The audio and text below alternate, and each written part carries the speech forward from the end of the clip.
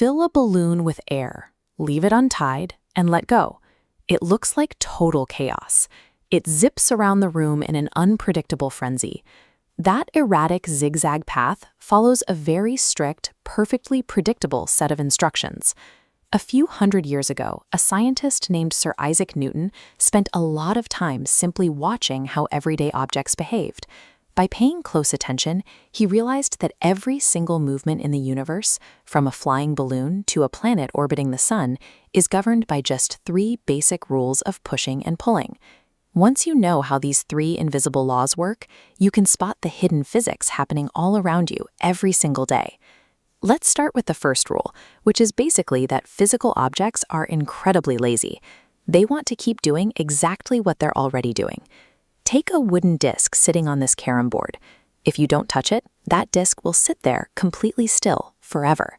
It takes an outside push to make it move. This graphic shows the reverse is also true. If you flick that disc, it actually wants to keep sliding forward forever. The only reason it eventually stops is because it's grinding against the board. That invisible rubbing force pulling backwards on the disc is called friction. You can test this yourself. If you sprinkle a little powder on the board to smooth out the surface and reduce that friction, a flick of the exact same strength makes the disc glide much further before coming to a stop.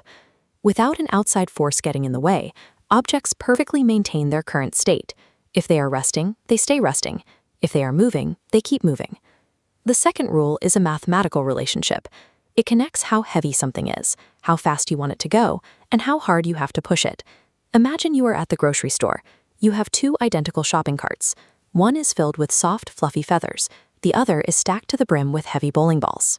If you stand behind both carts and give them a shove using the exact same amount of muscle power, they behave completely differently.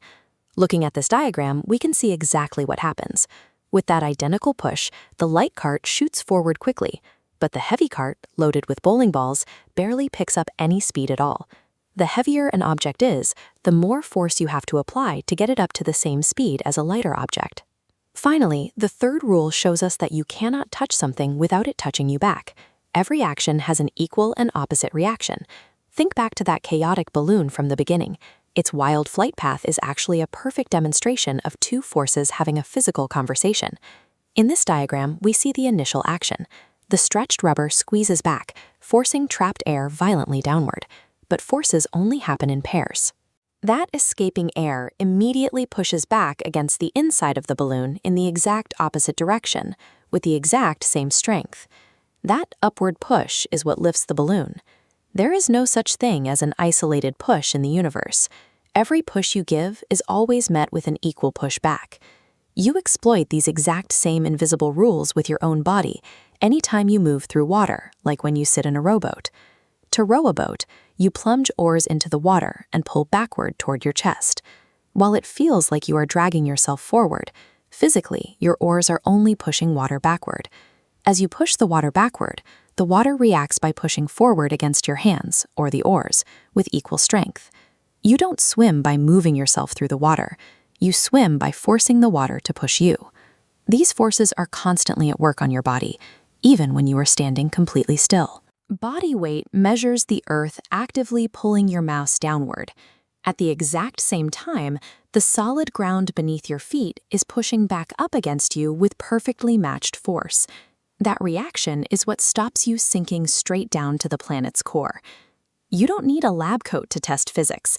When you walk across a room, swim a lap, slide a glass across a table, you are putting these three invisible rules to work.